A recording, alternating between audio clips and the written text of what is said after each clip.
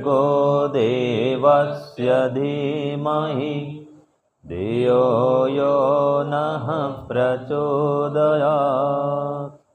हे ईश्वर, हम यह पठन पाठन आपको प्राप्त करने और कराने के लिए साधन के रूप में करने जा रहे हैं। इस कर्म को और इसके कर्म फल को भी आपको अर्पित करते हैं। ओम शांति शांति शांति। सबको सादर नमस्ते जी। हमारा वेदांत दर्शन का पाठ चल रहा है, जिसमें हम चतुर्थ अध्याय का प्रथम पाद पढ़ रहे हैं और हम सूत्र संख्या 5 तक पढ़े थे, जिसमें विषय हमारा क्या चल रहा था, जैसे कि योगी लोग ब्रह्म को कैसे प्राप्त करते हैं, है ना। तो क्या उत्तर आया था, योगी लोग ब्रह्म को अपना विषय बना करके, उसको अपना लक्ष्य आधार बना करके, ठीक है ना, उसको प्राप्त करते हैं। तो उसको विषय बनाओ। आज ईश्वर को विषय नहीं बनाते हैं। क्यों जी? आज का विषय क्या है? नौकरी कर लूँ, नौकरी खोजते हैं, ये विषय है। नौकरी मिलने के बाद, नौकरी मिल जाने पे विवाह के लिए लोग वो कन्या खोजेंगे, वो विषय बन जाता है। फिर विवाह हो गया तो बेटा बेटी आना चाहिए, वो विषय बन जाता है। तो ईश्वर तो विषय बनता नहीं है। तो मुख्य विषय ईश्वर बनाओ। ये सब गौण विषय हैं, ठीक है। तो ये उपाय बता दिया था। फिर कहा था कि मूर्ति आदि में ब्रह्म की बुद्धि क्यों नहीं रखें, तो क्योंकि मूर्ति ब्रह्म नहीं है, इसलिए उसकी बुद्धि न रखें, ब्रह्म की बुद्धि न रखें मूर्ति में। ये विषय पढ़े थे, है ना। फिर एक विषय आया था इसमें कि कैसे सिद्ध होता है कि ब्रह्म साक्षात्कार के लिए बार बार आवृत्ति करनी चाहिए। किसकी आवृत्ति? ब्रह्म विद्या की, उपासना की, ध्यान की आवृत्ति बार बार करनी चाहिए। तो ये शास्त्र में प्रमाण दिया कि बार बार वो उपदेश करते हैं अपने शिष्य को, गुरुजी बार बार उपदेश करते हैं, ठीक है। श्वेत केतु ये प्रसंग चलता है, तो हमको इसलिए बार बार आवृत्ति करनी चाहिए, बार बार पढ़ना। वहाँ तो आवृत्ति असकृत उपदेश था सांख्य में कि शास्त्रों को बार बार पढ़ना चाहिए।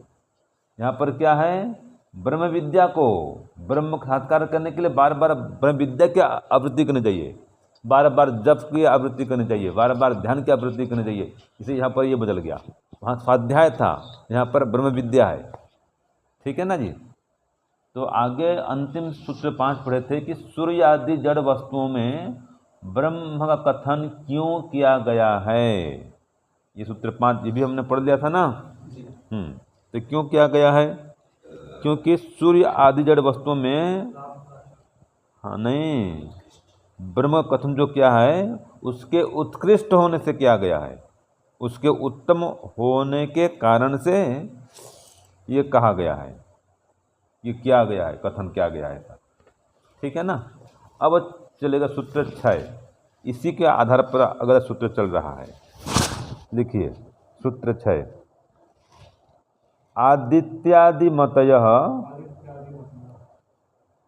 हाँ मतयश्च, अब मतयः भी चलेगा, ठीक है ना। अगर हम संधि तोड़ देंगे तो मतयः हो जाएगा। तो आदित्यादि मतयः च अंग उपपत्ति है, ये सूत्र 6 हो गया। अब वो आदित्य वाला प्रकरण फिर चल रहा है। तो प्रश्न लिखिए, सूर्य आदि को उद्गीत मानकर उपासना करना। सूर्य माने आदित्य, सूत्र में आदित्य पढ़ा है और ऐसा सूर्य होता है आदित्य माने। तो प्रश्न क्या लिखेंगे, सूर्य आदि को आदित्य मानकर उपासना करना। उद्गीत, जी हाँ, सूर्य आदि को उद्गीत मानकर उपासना करना किस रूप में कहा है और क्यों कहा है? सूर्य आदि को उद्गीत मानकर उपासना करना किस रूप में कहा है और क्यों या क्यों कहा है?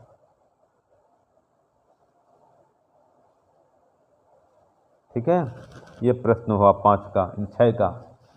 अब इसका उत्तर लिखिए 6 का। सूत्रार्थ 6। सूर्य आदि को उद्गीत मानकर उपासना करना। यहाँ दोहराइए जो लिखे थे प्रश्न में। सूर्य आदि को उद्गीत मानकर उपासना करना लिखिए। यज्ञ कर्म के अंग के रूप में कहा है, ये असली उत्तर है।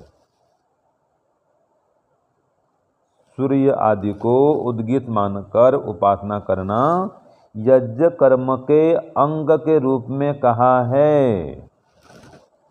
ठीक है, क्योंकि आगे चलकर, हाँ, क्योंकि आगे चलकर उससे ब्रह्मज्ञान होने से, देखो, आगे चलकर उससे ब्रह्मज्ञान होने से, हाँ, माने उद्गीत मानकर उपासना करेंगे ना जी, उससे लाभ लेंगे, उसका प्रयोग करेंगे। जैसे अभी आगे हम पढ़ भी थे पहले, सूत्रार्थ पूरा हो गया। हाँ, आगे चलकर उससे ब्रह्मज्ञान होने से, ये पूरा हो गया। अब देखो भाष्य में हम पढ़े थे पहले कि एक तो कह रहा है कि यह एव असौ आदित्य तपति तम उद्गीतम उपासित। ये जो आदित्य तप रहा है, सूर्य तप रहा है, उसकी उद्गीत मान के उपासना करो। ठीक है, तो ये कह दिया। और फिर पंचविध उपासना पढ़े थे, लोकेशु पंचविधम सामोपासित। ये पहले हम पढ़े, देखो, कि पृथ्वी हिंकारो, अग्नि प्रस्तावो, अंतरिक्षम उद्गीत, आदित्य प्रतिहारो, द्योः निधनम। ठीक है, तो इत्यादि स्थले आदित्यादि मतयः। अब यहाँ पर आदित्यादि कथन हो रहा है। बुद्धि, मति, बुद्धि, मतियाँ बहुवचन में। ठीक है, तो ये पंचविध समुपासना हम पढ़े थे पहले। तो इन स्थलों में आदित्यादि मतियाँ बराबर मान्यताएं, ठीक है, अर्थात इसको खोल रहा है, आदित्य की समानानी माने समान तुलनाएं ये देखने को मिलती हैं। आदित्य समान मंतव्यानि, आदित्य समान में मान्यताएं, और आदित्य समतुलनानि, आदि समान तुलनाएं, ये देखने को मिलती हैं। ठीक है, तो इस प्रकार से यहाँ पर कह रहा है कर्म अंगे, ये जो कह रहा है उद्गीत उपासना कर्म अंगे विधयानि भवन्ति, तो कर्म का अंग कहा है, यज्ञ कर्म का अंग रूप में इसका प्रयोग हुआ है। तो उद्गीत की उपासना जो है यज्ञ कर्म का अंग रूप में हुआ है। और आगे चल करके कह रहा है इसमें उससे ब्रह्मज्ञान की प्राप्ति होगी, ब्रह्मज्ञान भी उससे होगा, और चिंतन करेंगे, मनन करेंगे। इसलिए कहा दिया आगे चल करके कि यह एवं विद्वान साम गायति, जो इस प्रकार से जान करके विद्वान साम का गान करता है। क्या जान करके कि यथा ही साम गान, देखो, यथा ही साम गाने उद्गीत गाने, माने साम गान कहो चाहे उद्गीत गान कहो एक ही बात है। प्रारंभ अध्यवसानानि हिंकार आदि नामना प्रसिद्धानि भवन्ति तद लोकादिषु पृथिव्यादयः भवन्ति इति मतिर्विधेया। ये कह दिया कि जैसे साम गान में या उद्गीत गान में प्रारंभ, मध्य, अवसान, हिंकार, ये हम पढ़े थे। साम गान नहीं पढ़े थे, पंचविध साम गान, तो ये सब उसमें इसके भाग आए हैं। प्रारंभ होता है, मध्य होता है, अवसान होता है, हिंकार होता है, ये प्रतिहार, निधन, नहीं प्रतिज्ञा, ये सब कह रहा है। तो जैसे उस नाम से वहाँ पर सामगान करते हैं, उसी भांति लोक आदि में भी पृथ्वी आदि होते हैं। यह मति करनी चाहिए, मति माने बुद्धि करनी चाहिए, ऐसा विचार करना चाहिए, ऐसा चिंतन करना चाहिए कि संसार में भी ऐसा ही है, जो ब्रह्मांड देख रहे हैं यहाँ पर भी ऐसा ही है। तो लोक आदि में, लोक लोकांतर में पृथ्वी आदि की भी एक स्थिति बनती है। तो इस प्रकार जानता है और सामगान करता है, वह आदित्य आदि मतियों द्वारा, आदित्य आदि की बुद्धि के द्वारा, है ना, सामगान करते हुए आदित्य आदि की बुद्धियों को उत्पन्न करके या आदित्य आदि मतियों के द्वारा, बुद्धियों के द्वारा वो सामगान करता है। माने ये बुद्धि को इस प्रकार बनाता है कि जैसे लोक लोकांतर में आदित्य श्रेष्ठ है, ऐसे सभी नामों में उद्गीत श्रेष्ठ है। तो उसको आधार पहले भी पढ़े थे ना, हम इसके पहले क्या पढ़े थे कि सूर्य आदि जड़ वस्तुओं में जो ब्रह्म कथन है वो इसलिए है कि वे उत्कृष्ट हैं। तो सूर्य उत्कृष्ट है और भी पदार्थ उत्कृष्ट हैं, तो उनके उत्कृष्ट होने से उनको ऐसा कथन किया गया है। यहाँ पर भी कह दिया कि उसकी उत्कृष्टता को देख करके उद्गीत उपासना करो, कि जैसे सूर्य श्रेष्ठ है, उत्कृष्ट है, ऐसे उद्गीत माने ब्रह्म और ही श्रेष्ठ है, उद्गीत नाम से उसकी उपासना करो। तो इस प्रकार से यहाँ पर बता दिया गया है कि विद्वान यह एवं विद्वान साम गायति, जो इस प्रकार से सामगान करता है वह उत्तम फल को प्राप्त करता है। वह आदित्य आदि में श्रेष्ठ बुद्धि को उत्पन्न करके फिर उद्गीत की ओर बढ़ता है, ईश्वर की ओर बढ़ता है, ब्रह्म की ओर बढ़ता है। तो इसलिए आदित्यादि मतिभि गानम उपपद्यते, तो ये गान सिद्ध होता है कि आदित्य आदि के गान भी इस प्रकार से करना चाहिए, आदित्य की उपासना इस प्रकार से करनी चाहिए, जड़ मान करके। हाँ, याद रखना, ब्रह्म मान करके नहीं, उसको श्रेष्ठ मान करके उससे लाभ लेना चाहिए। ये है, कोई कहेगा आप उसकी उपासना करो सूर्य की, इसका मतलब क्या है? सूर्य से लाभ लो, उसके अनुकूल बनो, उससे लाभ उठाओ, ये उसकी उपासना है। जड़ पदार्थ की उपासना ऐसे होती है। ठीक है, ये छठा हो गया।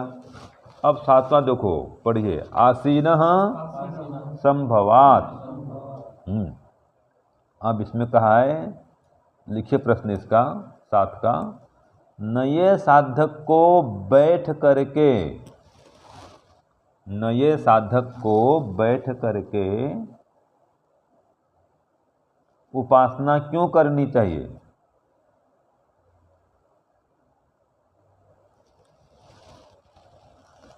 है ना, इसी बात को ऊपर में लिखा है, देखो भूमिका में, कि निधिध्यासनस्य अथवा ब्रह्म उपासनस्य, कि जो ब्रह्मोपासन है, निधिध्यासन है, उसकी आवृत्ति करनी चाहिए।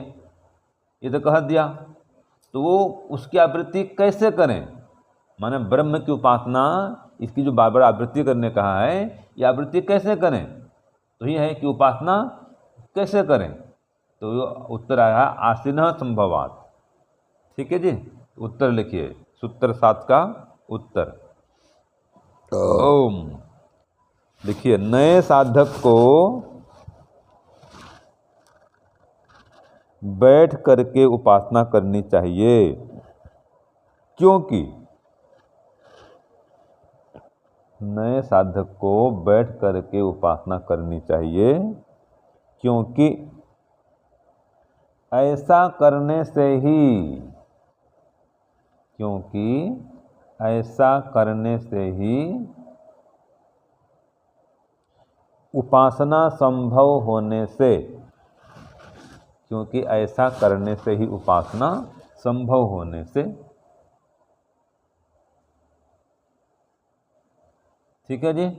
अब इसी बात को भाष्य में कहा कि आसीनः अर्थात सम आसीनः, बैठ करके, आसीनः माने बैठ करके, और सम आसीनः बढ़िया से, अच्छे ढंग से बैठ करके, हैं, शांति पूर्वक बैठ करके, आसन विधाय कुर्यात, आसन लगा करके ये उपासना ध्यान का अभ्यास करना चाहिए।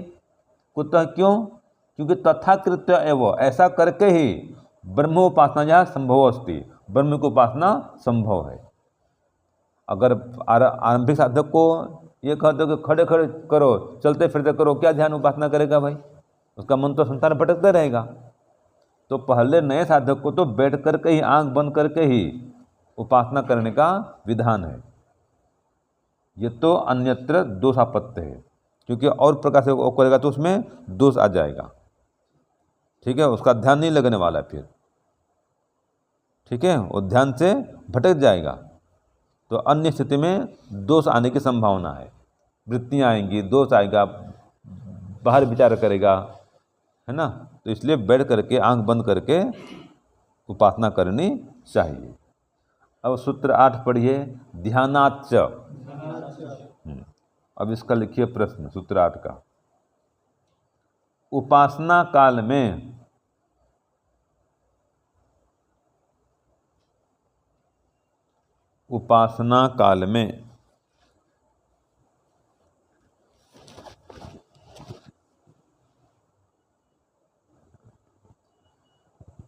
आसन लगाना क्यों आवश्यक है?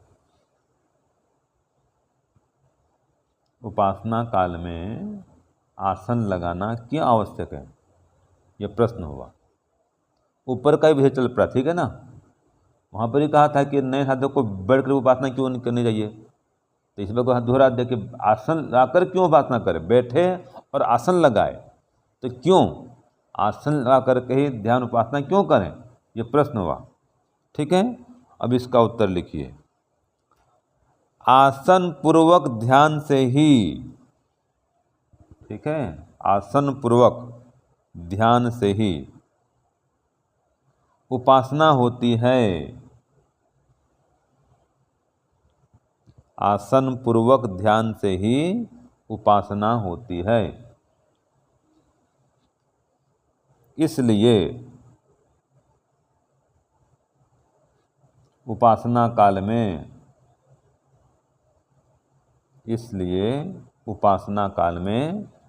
आसन लगाना आवश्यक है।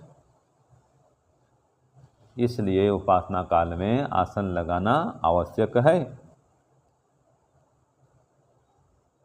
तो कितना स्पष्ट कर दिया कि आसन पूर्वक ही ध्यान संभव है भाई। आसन लगाकर बैठो तभी उपासना हो सकती है ना। बिना आसन लगाए ऐसे बैठ जाओगे तो ध्यान नहीं कर सकते। हाँ, चलते फिरते जप तो होता है, ऐसे कुर्सी बैठ के भी जप कर देंगे, लेकिन जो ध्यान की स्थिति बनती है, जिसके माध्यम समाधि की ओर बढ़ेंगे, वो तो आसन लगा करके, आंख बंद करके, कमर गर्दन रीढ़ की हड्डी सीधी करके, धारणा करके ये संभव है। विधि विधान सहित बैठेंगे ध्यान में तो समाधि की ओर बढ़ेंगे, तो उपासना में सिद्धि मिलेगी, ठीक है। ये सूत्र 8 हो गया।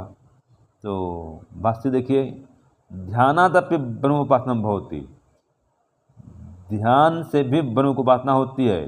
न ध्यान मंत्रण, ध्यान की बिना तो उपासना होगी नहीं। और ध्यानम च आसन अपेक्षते, ध्यान के लिए आसन की अपेक्षा है।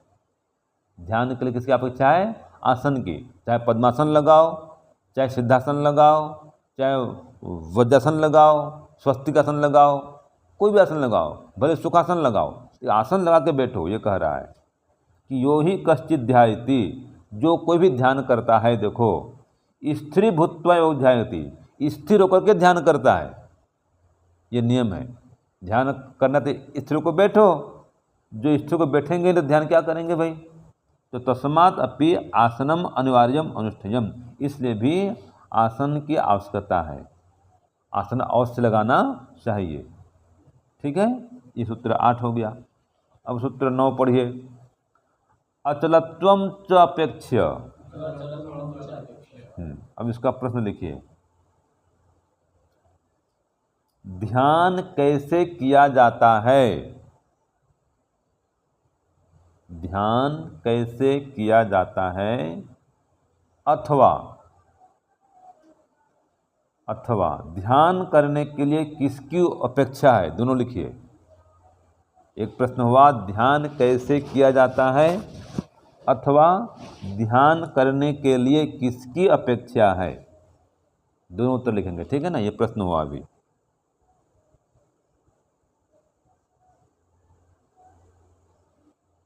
पहला उत्तर क्या है?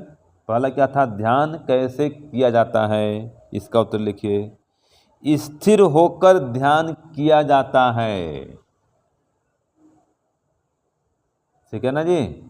स्थिर होकर ध्यान किया जाता है, यह पहला उत्तर हुआ। और दूसरा उत्तर लिखिए, ध्यान करने के लिए अचलता की अपेक्षा है। ये दूसरा उत्तर है, ध्यान करने के लिए अचलता की अपेक्षा है। ये उत्तर पूरा हो गया। इसका प्रश्न क्या था, ध्यान करने के लिए किसकी अपेक्षा है? तो उत्तर क्या मिला, ध्यान करने के लिए अचलता की अपेक्षा है, माने स्थिरता की अपेक्षा है। इसी बात को पहले कहा था, स्थिर को ध्यान किया जाता है। एक ही बात है, दोनों प्रकार से कथन हो गया ये। तो सूत्र 9 भी ये कहता है कि ध्यान लगाने के लिए स्थिर को बैठो भाई, है ना।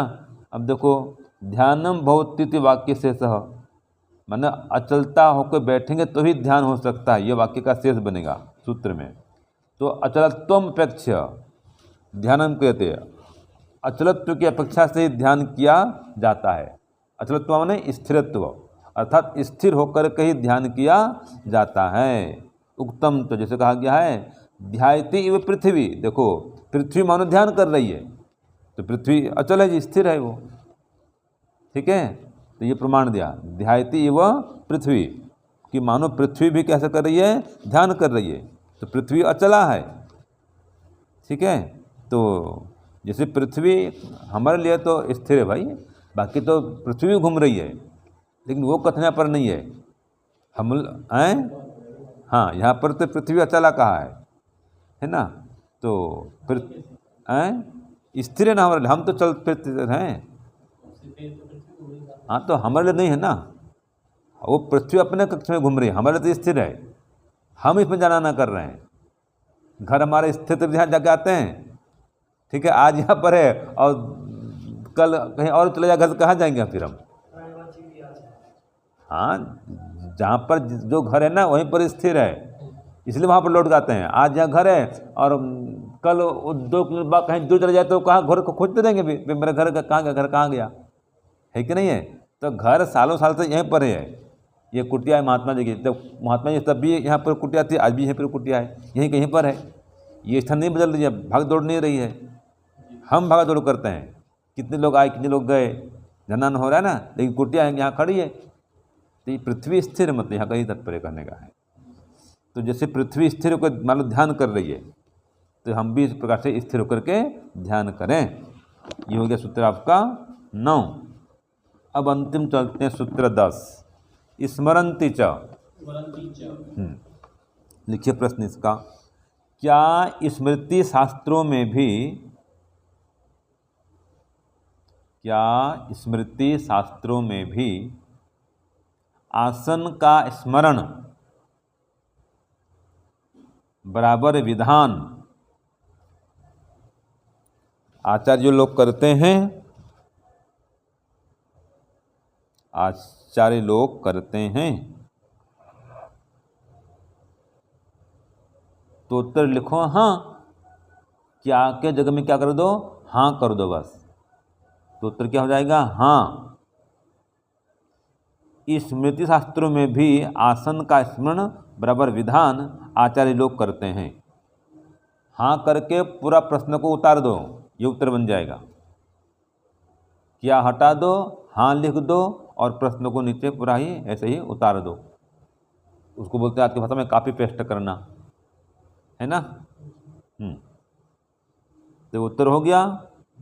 हाँ, क्या था प्रश्न, क्या स्मृति शास्त्रों में आसन का स्मरण बराबर विधान आचार्य लोग करते हैं? तो उत्तर क्या हुआ, क्या उत्तर हुआ जी, हाँ, कि स्मृति शास्त्रों में आसन का स्मरण बराबर विधान आचार्य लोग करते हैं। अब भाष्य में जो कहा है, स्मरन्ति आचार्य स्मृतिषु, कि आचार्यगण भी स्मृति शास्त्रों में स्मरण करते हैं, अर्थात प्रतिपादयन्ति आसनम, आसन का प्रतिपादन करते हैं भाई, विधान करते हैं। कहाँ करते हैं, यम नियम आसन प्राणायाम प्रत्याहार धारणा ध्यान समाधि आए ना यहाँ पर। तो यम नियम के बाद आसन का प्रतिपादन का क्या है, तीसरा अंग का है। आसन को योग का तीसरा अंग का है, ये विधान हो गया। और गीता में भी कहा है, देखो, शुचौ देशे प्रतिष्ठाप्य स्थिरम आसनम आत्मनः।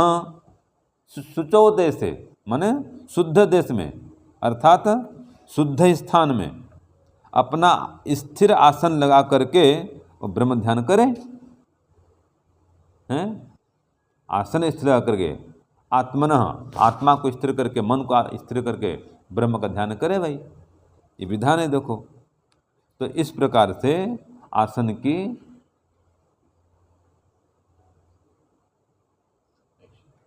अपेक्षा है, हाँ, और आसन का विधान है। ठीक है, तो सूत्र 10 तक भी हमारा ये पाठ पूरा हो गया। ओम शांति शांति शांति, सर्वेभ्यो नमः। सबको सादर नमस्ते।